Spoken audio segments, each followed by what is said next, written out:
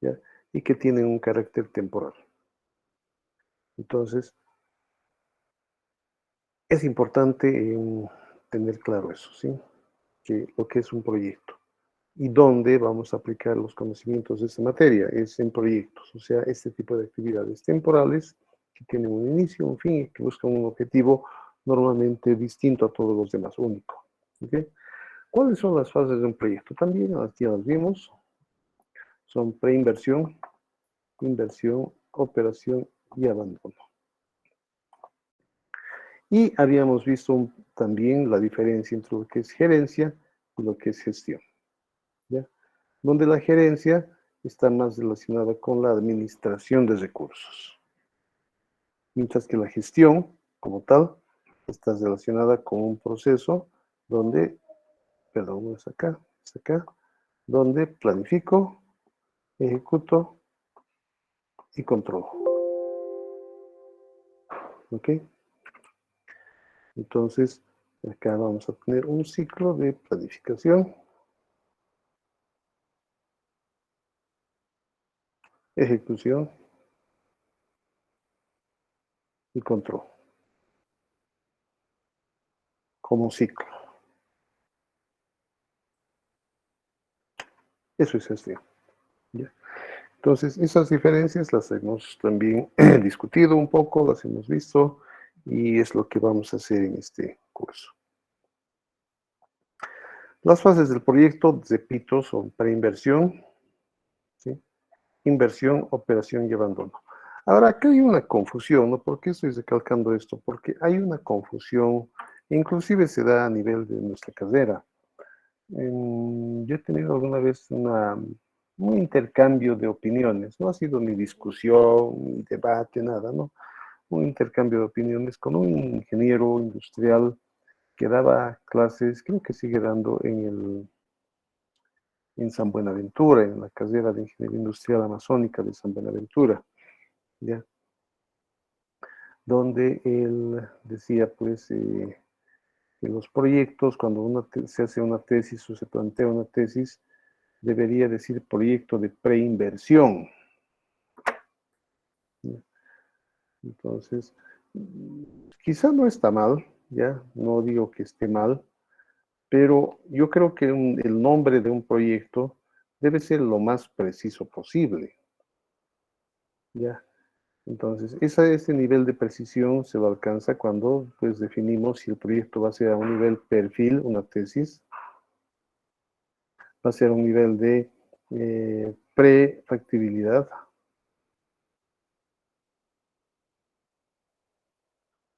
va a ser a un nivel de factibilidad o va a ser un diseño final.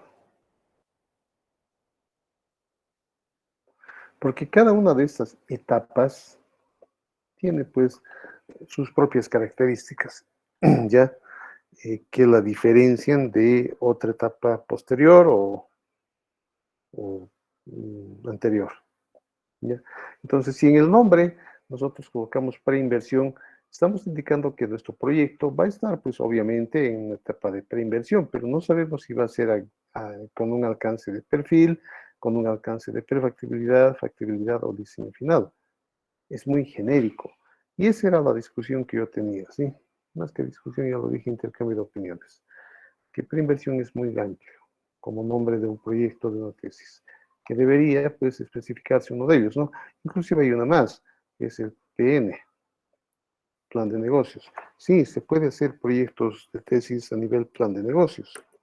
Es posible, es aceptado, ya es otro formato muy parecido a los de un proyecto de prefactibilidad, efectivamente, pero que busca otros objetivos. Entonces, los proyectos se pueden dar en cualquiera de estas 4 fases, ¿sí? Y en cualquiera de estas etapas. O etapas también acá, o etapas acá, o etapas en la fase de abandono. ¿Ok? Ahora, adelantándonos un poco a los resultados de un proyecto, se han hecho pues diversos estudios, se ha sistematizado mucha información a nivel mundial, con alcance global, mundial más que global, sobre los proyectos. Ya lo dije, el PMI, el Project Management Institute, ha sistematizado muchísima información de los profesionales que forman parte de este instituto de proyectos. Profesionales que dedican su vida laboral a desarrollar proyectos, a elaborar proyectos, a ejecutar proyectos. Gente con muchísima trayectoria académica, profesional, técnica y etcétera, ¿no? Y ellos forman parte del staff principal del PMI en muchos países del mundo, no solamente en el país del norte, en muchos países donde tiene su sede el PMI, se les llama capítulos, son sedes, son capítulo Bolivia, PMI capítulo Bolivia, y esos profesionales que trabajan en proyectos, pues han hecho una sistematización de la información de los proyectos en los cuales han trabajado, ¿ya? Y uno de los aspectos en los cuales han obtenido resultados bastante interesantes es en sistematizar cuáles son los motivos por los que normalmente los proyectos fallan.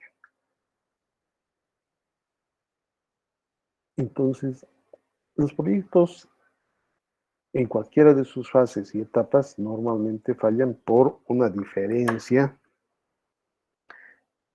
entre lo proyectado y lo ejecutado en términos de presupuesto, o sea, dinero, y plazos, o sea, tiempo.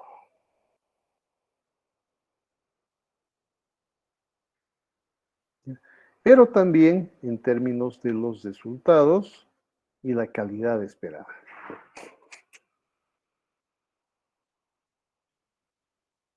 ¿Ok? Entonces, estas dos primeras variables son las que normalmente afectan más al éxito de un proyecto. Tiempo y dinero. Normalmente, no normalmente, estoy generalizando. Suele suceder que los proyectos se exceden en el presupuesto. La ejecución de un proyecto se excede en el presupuesto. Suele suceder. Y esa razón o esa, esa diferencia en el presupuesto, pues puede hacer que el proyecto falle. ¿Ya? ¿Por qué? Porque requiere más dinero para ser completado, pero no existe ese dinero. Quiere decir que el dinero asignado lo ha gastado antes de terminar el proyecto, por muchos motivos. Luego los vamos a ver. Es un motivo. Y el otro es el tiempo, ¿no? Que va por el otro lado, donde el tiempo también suele suceder bastante frecuente que el tiempo de ejecución de un proyecto se excede del tiempo planificado. Y eso también tiene sus causas, que son conocidas y que también las vamos a estudiar, ¿no? Para evitarlas.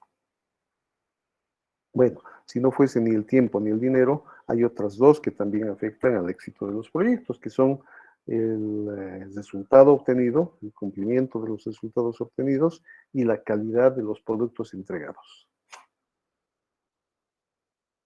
Entonces, cuando estas cuatro variables se presentan en un proyecto, pues sucede lo que se llama como la tormenta perfecta, ¿no? Todo te sale mal, absolutamente todo, y el proyecto pues es casi seguro que se va a pique, ¿ya? Igual que una tormenta, ¿sí? Una tormenta perfecta es cuando varios factores climatológicos que normalmente no coinciden, coinciden, ¿ya? Y la tormenta es pues algo que normalmente no se ve o se le ve muy raramente, muy rara vez. Y hace que las embarcaciones pues sucumban, no se hundan. Entonces, cuando los cuatro se presentan de manera conjunta, es lo conocido como la tormenta perfecta y es casi una certeza de que el proyecto va a tener muchos problemas. Entonces, los proyectos se deben controlar, más que evaluarlos, se deben controlar en estas cuatro variables, no tres, sino cuatro. Presupuesto, plazos, principalmente, son las dos que más problema dan, presupuesto y plazos, dinero y tiempo. Y al final también ver los resultados y la calidad esperada, ¿ya? La calidad del producto esperado. Entonces, No se olviden que un proyecto es fruto de un proceso. A ver, voy a hacer acá un pequeño gráfico para diagramar esto, ¿no? O sea, origen, no es origen, en realidad es eh, diagrama de flujo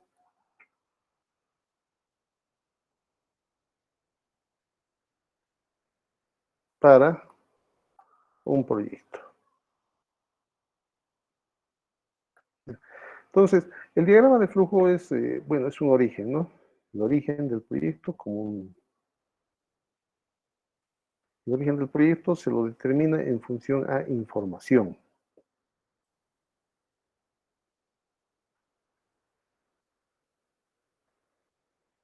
Información de campo, información primaria, información secundaria. Información es la que nos genera un origen de proyecto, ¿no? Vamos a ver también cuáles son los orígenes comunes de un proyecto.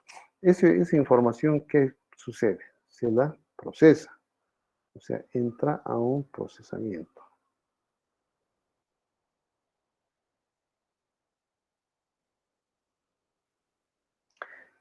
Este proceso, ¿qué obtiene? Como todo proceso, ¿qué se obtiene? Un producto.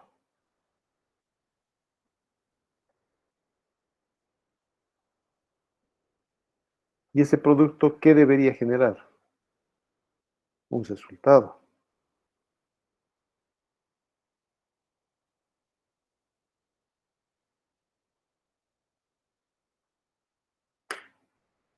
Entonces, este debería ser el flujo en el cual los proyectos se van desarrollando.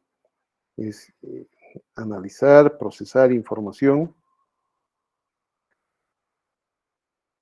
Esa información, ese procesamiento de la información debería generarnos un producto y ese producto debería generarnos un resultado. A ver, vayamos aterrizando estos conceptos, ¿no? Vamos a hablar de un proyecto de inversión pública, un proyecto de salud. Vamos a tener un escenario, el escenario es un pueblo del altiplano, ¿ya? Donde se identifica que existe una alta mortalidad y morbilidad infantil, ¿ya? Es decir, que se mueren muchos niñitos y que se enferman muchos niñitos, ¿sí? Todo el mundo sabe que ese pueblito tiene esas características. Entonces, el Estado, que es el que va a hacer la inversión pública, decide hacer algo, ¿no? Algo con este problema. Hay un problema, definitivamente en ese pueblo hay un problema. Eso es lo que todos dicen a nivel nacional, internacional, local, regional. Todos saben que en ese pueblo hay algún problema. Ok, ¿cuál va a ser la información para poder justificar un proyecto? ¿Cuál debería ser?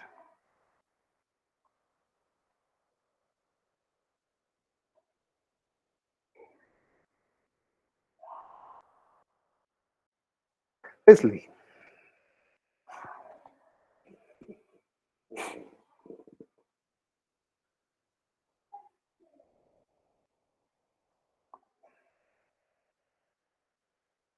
No está Leslie, Zamiro Gabriel, entonces. Voy a ir llamando gente para que me ayuden a ir llenando esto.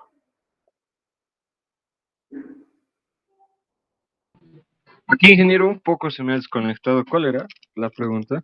¿Cuál debería ser la información primaria o secundaria que me permita justificar la ejecución de un proyecto en esta población donde existe una alta morbilidad y mortalidad infantil?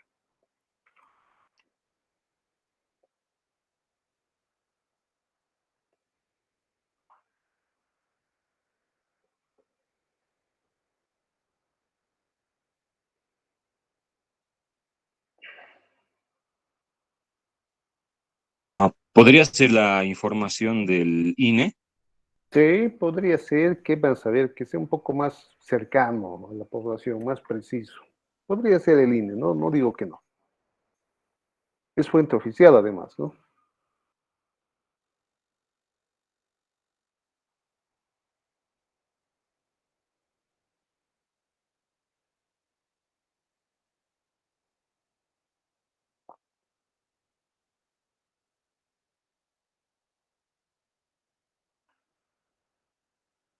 ¿Quién puede dar a ver alguna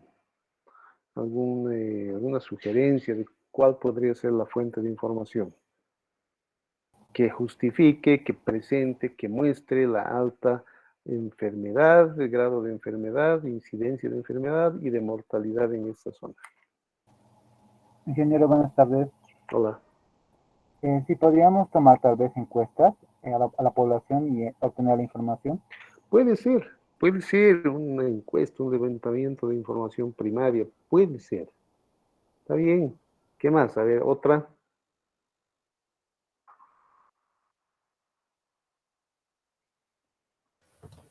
Ingeniero, puede ser, perdón, buenas noches, Hola. podría ser, digamos, yendo a los centros, adquiriendo de ahí la información.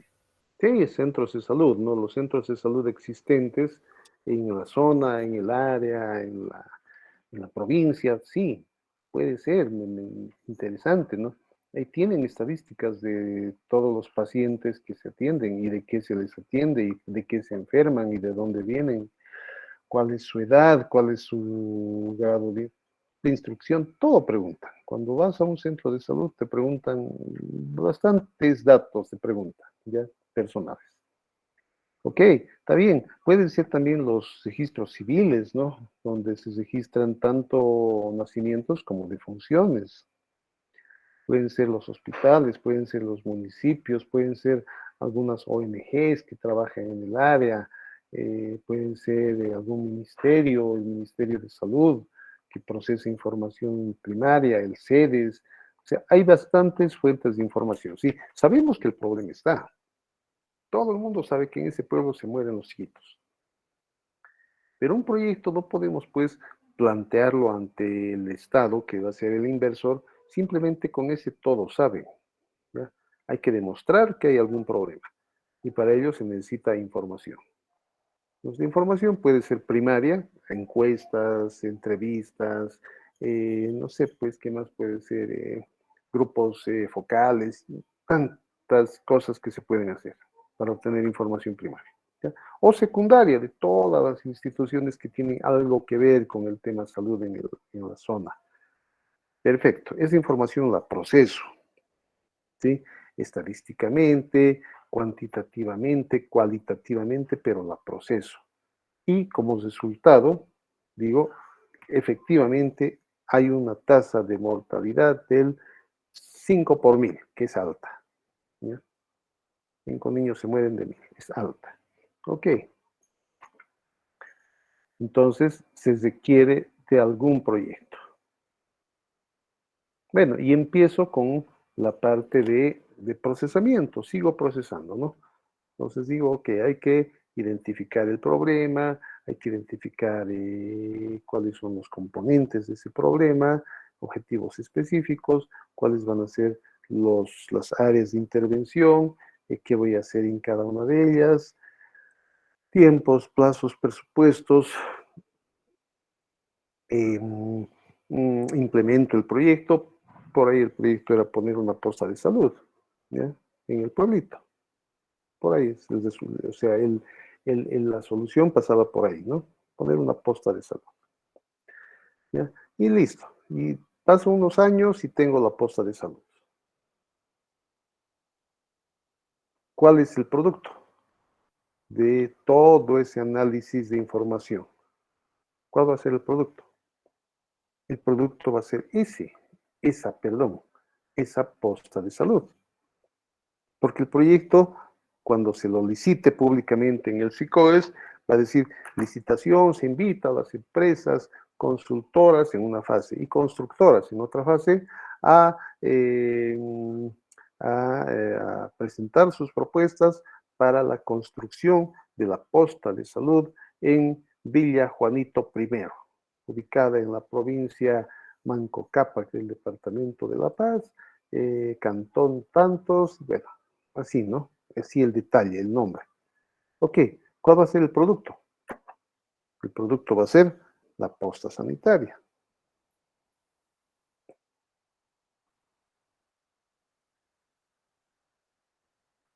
¿Sí? Ya vamos a tener en el pueblito, en algún municipio, una posta bien bien establecida. ¿Y cuál será el resultado?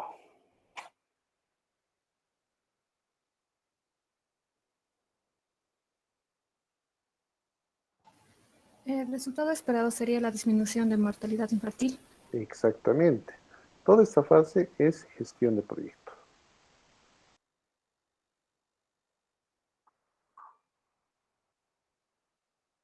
El resultado entonces va a ser una disminución en la mortalidad y morbilidad. ¿Sí? Perfecto. Tenemos claro lo que es producto. El producto es la posta. ¿Ya? Pero la posta, la existencia de la posta nos va a disminuir la mortalidad y morbilidad como resultado. Y aquí falta un elemento más. ¿Cuál será el fin del proyecto? No hablo de fin como etapa terminada, ¿sí? Sino hablo de fin como un, un, un algo esperado en el largo plazo.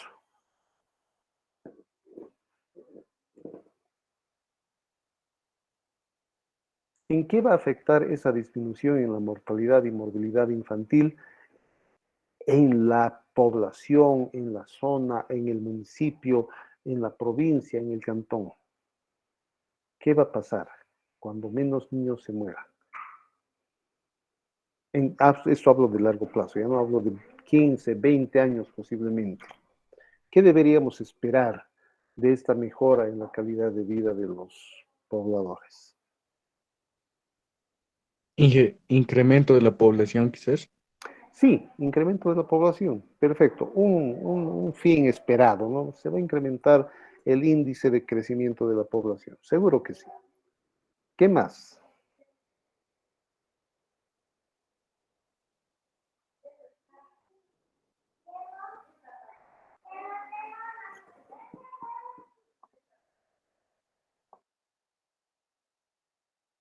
Inge, al momento de incrementarse la población, también se incrementa el talento humano y, bueno, al mismo tiempo esas personas van a trabajar y van a poder generar, bueno, van a pagar impuestos y, bueno, el país va a tener con qué poder pagar a la renta a las personas que ya son mayores.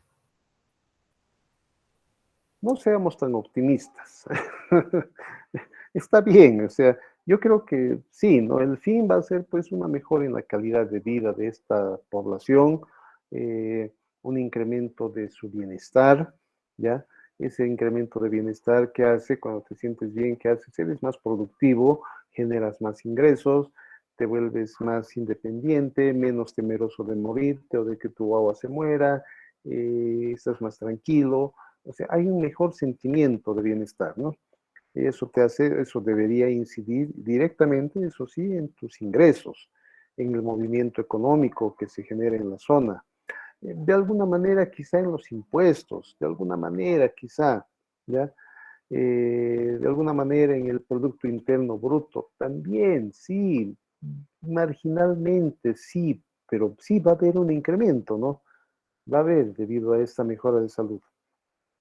No por nada, pues los países desarrollados que tienen sistemas de salud muy eficientes y de mucha cobertura geográfica, demográfica, tienen pues nomás un mayor desarrollo, ¿sí? Hablamos de países europeos, nórdicos, eh, todo lo que es norte y este de Europa, ¿ya?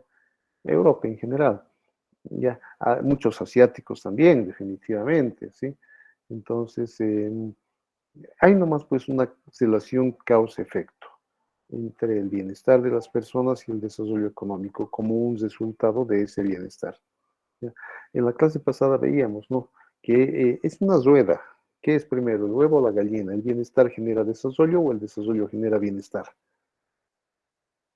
Pues ambos se van moviendo, ¿sí?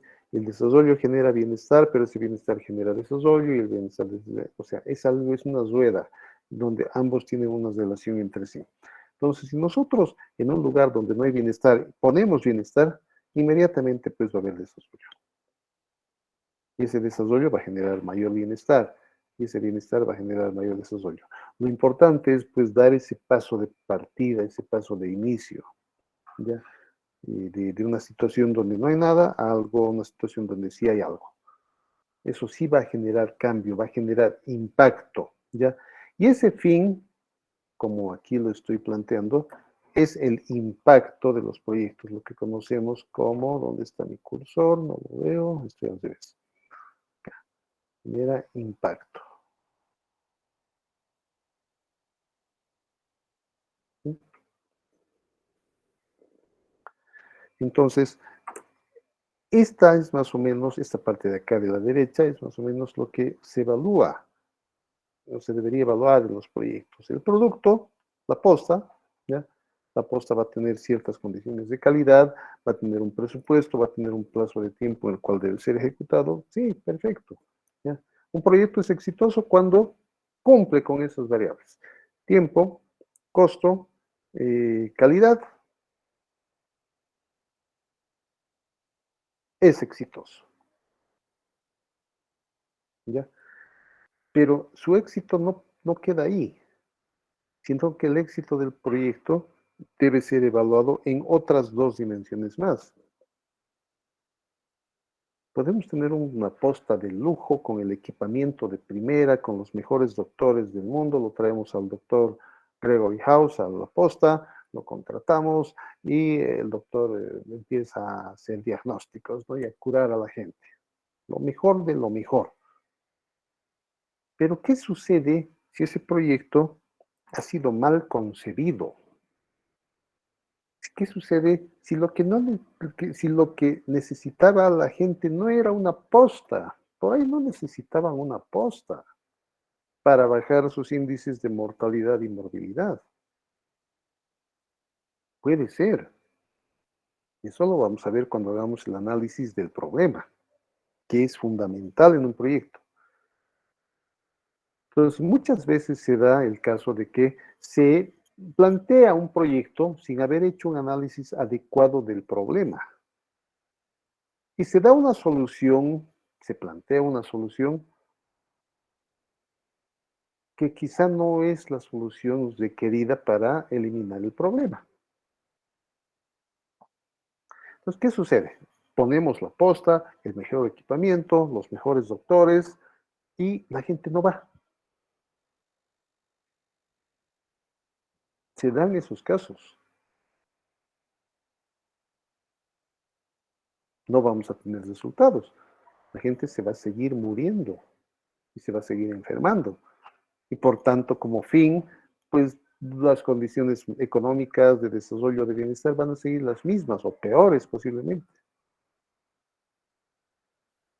Entonces, vean ustedes la importancia fundamental que es la de identificar adecuadamente el problema. Debido a que el proyecto con su producto va a solucionar ese problema o va a coadyuvar a solucionar ese problema en algunos casos. Entonces, es fundamental hacer esto. ¿Ya? Esto de identificar el problema es fundamental. Y esa es una de las labores donde vamos a dar mucha incidencia en esta materia, en la identificación del problema, debido a que, como lo muestro acá, si nos equivocamos en la identificación del problema, pues vamos a plantear un proyecto que no va a solucionar el problema y pues ese proyecto posiblemente lo ejecutemos bien, pero no va a tener ni resultados ni impacto. Y eso es algo que no podemos permitir, ¿ya? Ni para un proyecto público, ni para un proyecto privado.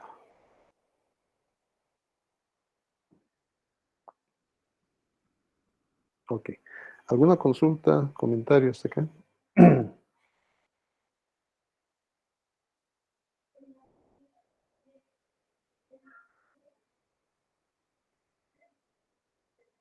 Nada, bien. Entonces, los proyectos se deben, pues, planificar, ¿ya? De manera adecuada. La fase de planificación es fundamental en un proyecto, es la fase inicial, donde se va efectivamente pues determinar el problema, repito y no me voy a cansar de repetirlo, y plantear pues una solución, una alternativa a ese proyecto, a ese problema. ¿Okay? Hay unas reglas, las reglas del 2080, Pareto más o menos, donde se explica que las razones por las cuales los proyectos fallan, ¿no? A ver, aquí hay algunas de las que se han sistematizado en los últimos 50 años más o menos. Están mal gestionados, inadecuadamente gestionados, falta una planificación adecuada, los roles y responsabilidades de los actores son muy vagamente definidos, el equipo de ejecución es débil, una pobre comunicación, exceso de tiempo y presupuesto, fundamental, los alcances son inadecuados, alertar y ignorar las alertas de falla, ¿ya? Se establecen indicadores de seguimiento y cuando no se hace caso a esos indicadores, pues el proyecto puede fallar, ¿no? Objetivos y metas sin definir, las metas siempre son bien definidas y los objetivos más aún.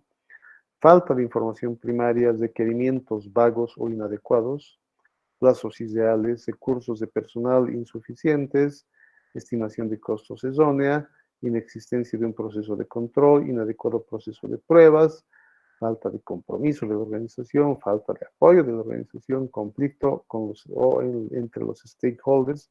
El concepto de stakeholders es involucrado, ¿ya? Es un involucrado del proyecto, en el proyecto.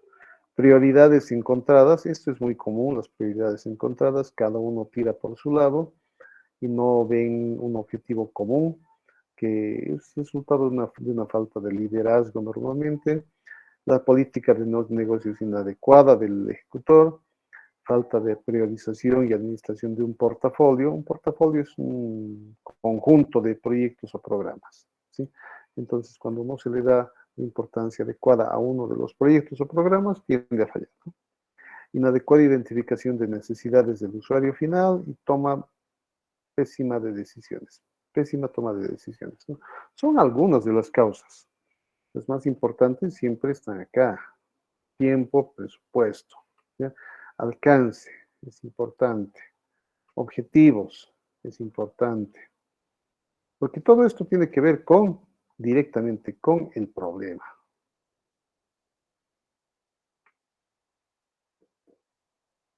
Con una adecuada o inadecuada identificación del problema.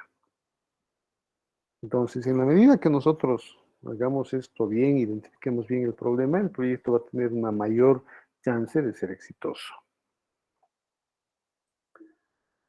A ver, la historia, un poco de historia de los proyectos. No quiero extenderme con esto, es historia, ya pasó, sirve un poco para ilustrar, pero bueno, pues los proyectos, como los mencioné, ya se hacían desde la época de los egipcios, inclusive mucho tiempo antes, en la época de las naciones bíblicas, la Torre de Babel y todo lo que son estas grandes ciudades que hubieron, pues han tenido que ser ejecutadas mediante el uso de una gestión de proyectos, de alguna manera, ¿ya?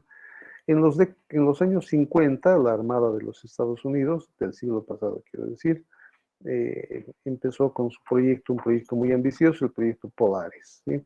Un submarino nuclear, el primero. Durante los años 60 y 70, la NASA empezó con todo lo que son los viajes espaciales, ¿ya? En los años 80, el sector de manufactura y software, ya el boom de las computadoras. En los años 90, pues ya la gerencia de proyectos como teoría se va aplicando en diversas disciplinas, ya, y proyectos de diversa magnitud, tamaño, localización, ¿no? O sea, ya es más común hablar en los años 90 de gerencia de proyectos. Antes no. Antes los proyectos eran considerados como un conjunto de actividades que buscaban un objetivo, ¿no? No había medición de plazos, de presupuestos, de resultados ni de calidad, no existía eso, ¿sí? Había que sacar el producto y bueno, pues todo lo demás era irrelevante. A ver, ¿cuál ha sido uno de los primeros proyectos que ha tenido muchísima publicidad por parte de los norteamericanos. Ha sido el proyecto Apolo, ¿sí? Los viajes a la Luna, los viajes al exterior del planeta. Antes de eso, como les decía, el proyecto Polaris, el submarino nuclear, un primer submarino nuclear, algo impensable en ese momento, en términos de dimensión, de alcance, de tamaño, de dinero. Y para hacer el proyecto Polaris, la Armada norteamericana ha utilizado la primera herramienta de gestión de proyectos que se ha dado en la historia y que la seguimos usando. ¿Cuál era? ¿Alguien sabe un poco de esa historia?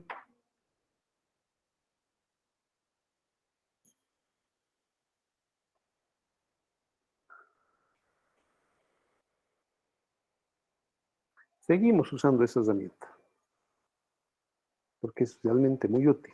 ¿Cuál será? Y ustedes la han aprendido a hacer esa herramienta. Inclusive manualmente creo que la han aprendido a hacer. Yo sí lo aprendí en mi momento. ¿Cuál es? A ver.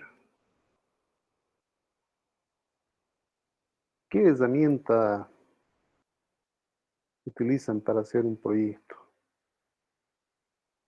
Hay muchas, obviamente, hay muchas herramientas, ¿no? Pero ¿qué herramienta utilizan en la fase de planificación, hablaremos así, y seguimiento de un proyecto?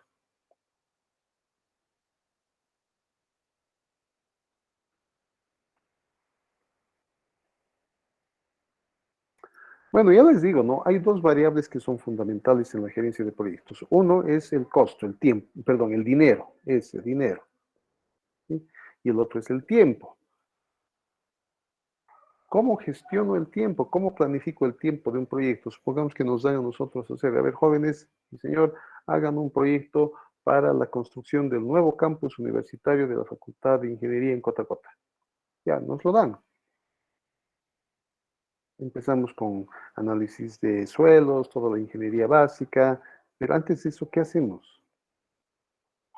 Dentro de la fase de planificación, ¿qué hacemos?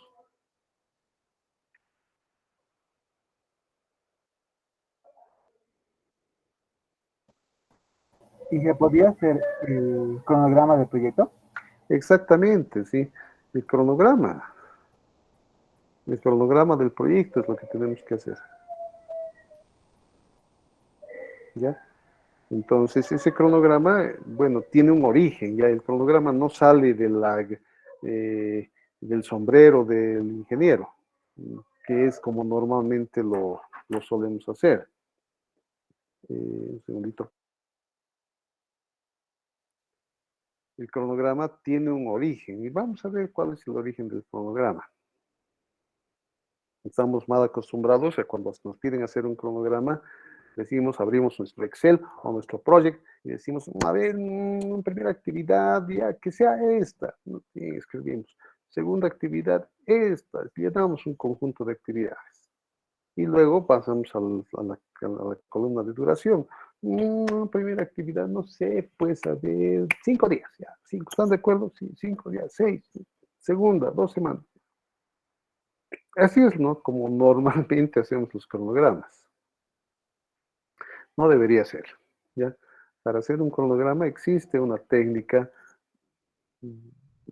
con base científica, con base técnica, para poder determinar esos tiempos y esa secuencia que la vamos a aprender. Entonces, el cronograma, el diagrama PERT, el diagrama CPM, Critical Path Method, el PERT, la ruta crítica, ¿ya? Es fundamental hasta hoy en día. Hoy en día el PERT, CPM, la ruta crítica, el cronograma, como quieran llamarlo, sigue siendo una de las herramientas para la gestión y ejecución de proyectos. Pero obviamente el desarrollo de este conjunto de conocimientos ha podido generar otras herramientas que complementan a el cronograma, ¿no? Entonces, para gestionar el tiempo usamos y seguimos usando el cronograma. El PERT, el CPM, la ruta crítica, el árbol de nudos, ¿ya? De ruta, para el tiempo. Y para el dinero, ¿cuál lo emplearemos? ¿Qué herramienta emplearemos?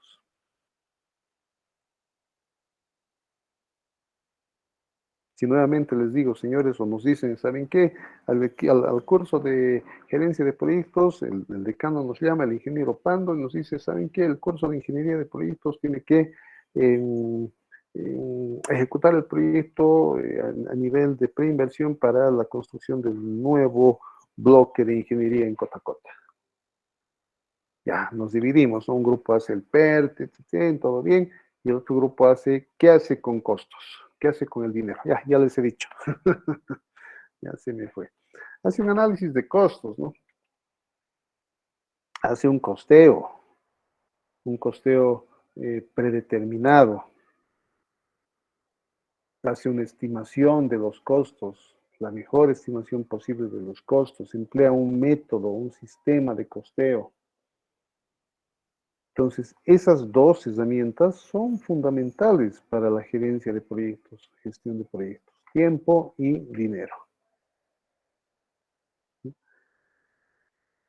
Entonces, en términos de tiempo, pues es donde más se ha trabajado, ¿no? Desde un inicio. El Polaris simplemente utilizaba el PERT. En realidad, el PERT ha nacido con el proyecto Polaris y es una evolución del CPM. Critical Path Method, ¿no? El CPM era algo muy estático, no llevaba el componente probabilístico que lleva así el PERT, ¿ya? El Microsoft Project utiliza PERT en todo lo que es su diagramación de ruta crítica. No es simplemente una forma de mostrar visualmente unas barritas y un tiempo, ¿ya? Parecería, ¿no? Pero no, el Project es una herramienta tremendamente poderosa para hacer gestión de proyectos. Y voy a hacer lo posible en este semestre de implementar esa herramienta, ¿ya? El Microsoft Project, para hacer gerencia de proyectos desde el punto de vista del Project Management Institute, del PMI, para estar un poco pues más al día, ¿ya? Con estas herramientas y con el PMI también y el PMBOK. Bueno, acá siguen habiendo, ¿no? Ejemplos, los periodos de la gerencia de proyectos, historia antes del 58, entre el 58 y el 79, entre el 80 y el 94, los proyectos acá estrella, digamos, el canal inglés, el transbordador espacial, los Juegos Olímpicos, ok. Del 95 a la fecha, la explosión de las tecnologías de información, el Internet, los proyectos de tecnología, como por ejemplo el proyecto del año 2000, ¿ya? El proyecto del año 2000, el proyecto Iridium. El proyecto Iridium es el proyecto que permite pues que tengamos acceso a GPS hoy en día. ¿Ya? El proyecto Iridium ha sido algo también tremendamente ambicioso de la década de los años finales de los 90, donde se ha previsto pues lanzar, creo que eran 300 y 400 satélites, ¿ya? Que giran alrededor de la Tierra en órbitas de alguna manera, orbitando de alguna manera alrededor de la Tierra a cierta altura, y esos dan señales para que todo el mundo hoy en día utilice el GPS, ¿no? En su celular, hoy en día tenemos celular. En ese momento era una aplicación destinada simplemente y solamente para el ejército, el proyecto Iridium. Hoy en día lo tenemos todos, ¿no? Los americanos tienen su red de satélites, los rusos tienen su propia red de satélites, ¿sí? Nuestros celulares tienen acceso a ambas redes de satélites, increíblemente, ¿no? La precisión no es la mejor, obviamente, es una precisión aproximada a la que nos da el Iridium en las aplicaciones comerciales que tenemos en el celular, pero en las aplicaciones bélicas es una precisión total, ¿sí? Están calibrados para tener una precisión absoluta. Entonces, ese proyecto también fue tremendamente ambicioso, ¿no? Ahora ya no lo es tanto. Ahora Elon Musk lanza, creo, 20 satélites cada 2 días, ¿sí? Una locura ese señor, lo que hace, ¿sí? Como si estuviera yendo en minibús a no sé, pues a la Pérez van sus satélites, ¿no? Y entonces ya no es tanto un proyecto, ya se ha vuelto un proceso, ¿sí? Porque es muy regular ese lanzamiento. Él está llenando el cielo de miles de satélites para el Internet que va a proveer, que ya está proveyendo, ¿no? Entonces, en ese momento el Iridium fue algo notable. Y el otro proyecto importante en temas tecnológicos fue pues el proyecto del año 2000. ¿Alguien tiene idea de lo que fue ese proyecto? ¿Han escuchado el bug del año 2000, el bug del millennium, el bicho del millennium?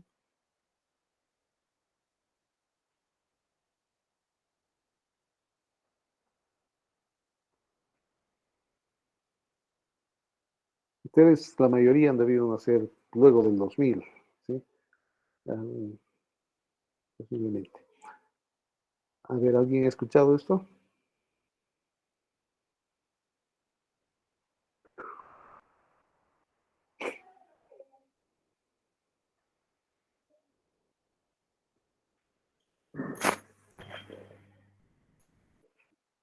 Creo que nadie. Bueno, les voy a contar un poco. Esto fue sí algo realmente impresionante, ¿no? Fue un proyecto global a nivel de todo el mundo, de todas las naciones del mundo. A ver, sucede que las computadoras, cuando empezaron a aparecer las PCs, las personal computers, inicialmente por, bueno, la computadora como la conocemos, ¿no? Por IBM, y luego sus clones, tenían pues una tecnología bastante precaria, la llamaremos, ¿sí?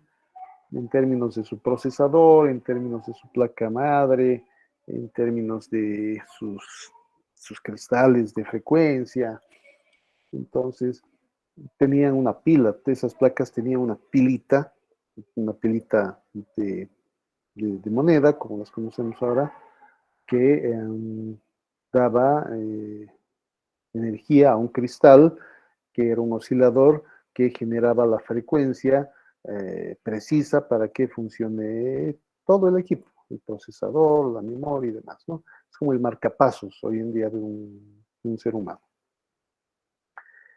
Entonces, esta tecnología en ese momento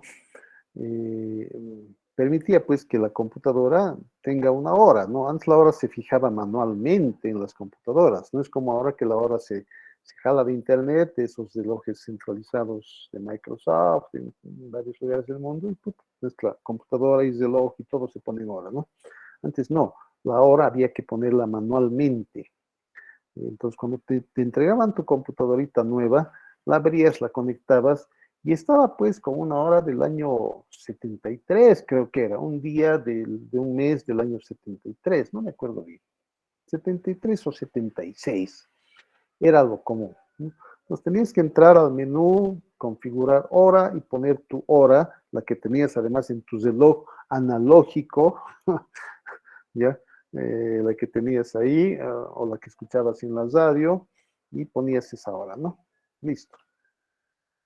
Bueno, sucede que las computadoras pues fueron desarrollándose en términos de capacidad, de procesamiento, de procesador, de memoria, pero no en ese tema de la hora. La hora se seguía fijando manualmente. El Internet estaba muy precariamente avanzando. 83 creo que nace en el mundo, algo así. Acá llegó acá, a ver qué, el 87 debí llegar por acá, 88. El ingeniero Clifford Paravicini, docente de electrónica, fue el pionero del Internet en Bolivia. A él le debemos gran parte del desarrollo del Internet en Bolivia. Bueno, pero la hora se seguía llenando manualmente, ¿no? Pero había habido pues un error de diseño de esa placa lógica ya de la hora, porque no se dieron cuenta seguramente pues los diseñadores de IBM que llegado al año 1999, al 31 de diciembre de 1999, a las 23 horas con 59 minutos y 59 segundos, no se habían dado cuenta que ese relojito iba a volver al año 1976. No había 2001. O no había 2000, perdón. Entonces se dieron cuenta a tiempo, unos ingenieros, ¿ya? Dijeron, esto es una catástrofe. Porque poco a poco, para el año 2000, ya pues el Internet ya estaba sólido en el mundo. ¿Ya? Las finanzas mundiales ya iban por Internet, los bancos iban por Internet, el correo electrónico era común, los navegadores, muchas cosas, ¿no? Que hoy día las seguimos manejando, ¿ya? Pero en ese momento ya era pues bastante común, ¿no? El gobierno, muchos gobiernos ya tenían enlaces o redes privadas que iban por carreteras de Internet, las comunicaciones iban por Internet, las finanzas principalmente iban por Internet, las finanzas de los países y entre países. Entonces dijeron los intereses que se calculaban para los préstamos, todo estaba calculado y todo se movía por Internet, todos los movimientos financieros ya se movían por Internet. Hoy es un boom, obviamente, ¿no? Hoy con el celular haces lo que esa vez hacíamos con una supercomputadora. Pero bueno, dijeron, caramba, si el 2000, o si el 99, el reloj llega o sea, pasamos al 2000, el reloj va a volver al 76. ¿Qué va a pasar con todos los cálculos de intereses, moras, depreciaciones, amortizaciones? ¿Qué va a pasar con todas las finanzas en el mundo? Se van a ir al diablo, dijeron, ¿no? Se dieron a cuenta a tiempo y dijeron, no, esto hay que hacer algo. Y eso es un problema a nivel mundial. Y dieron pues las instrucciones precisas para que los gobiernos actúen en consecuencia a este problema. ¿Ya?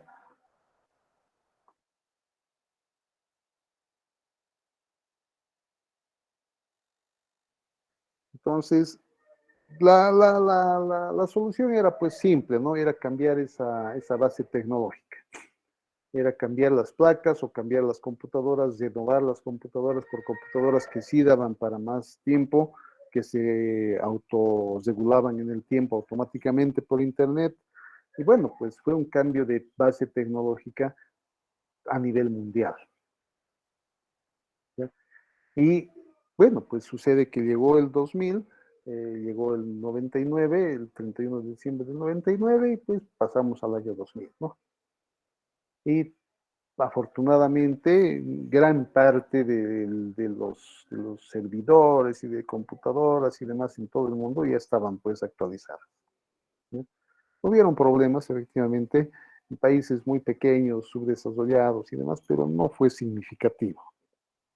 Pero se cambió, se logró hacer el cambio a tiempo.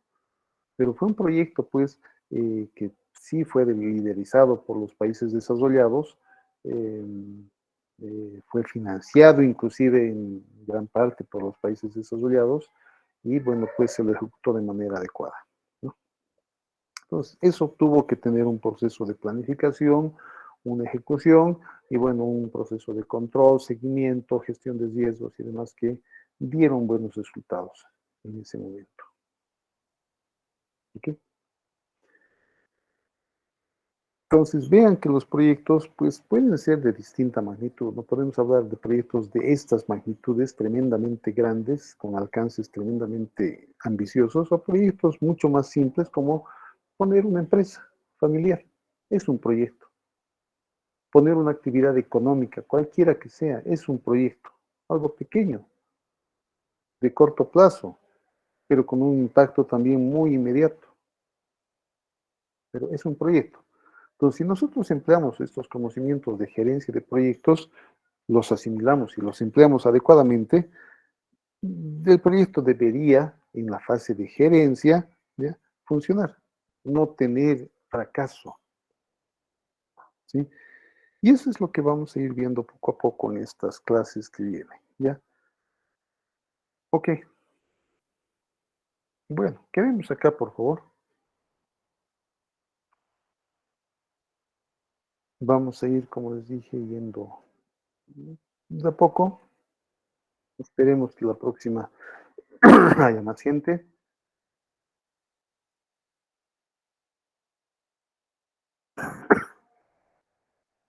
Bueno, consultas, dudas, comentarios sobre el tema. Todavía no he subido a la plataforma de Google Classroom lo que les había prometido. Lo voy a hacer en el transcurso de estos días.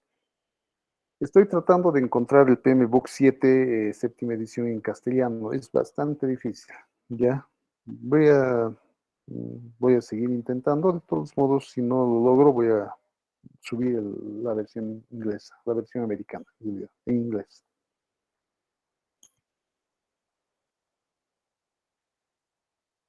Ok. Quedemos aquí entonces.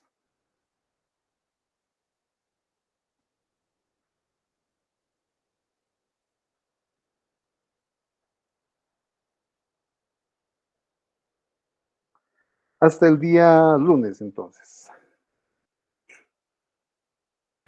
Hasta el lunes, ingeniero. Veamos. Hasta luego.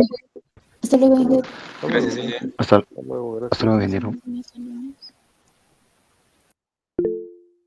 Hasta el lunes. Gracias.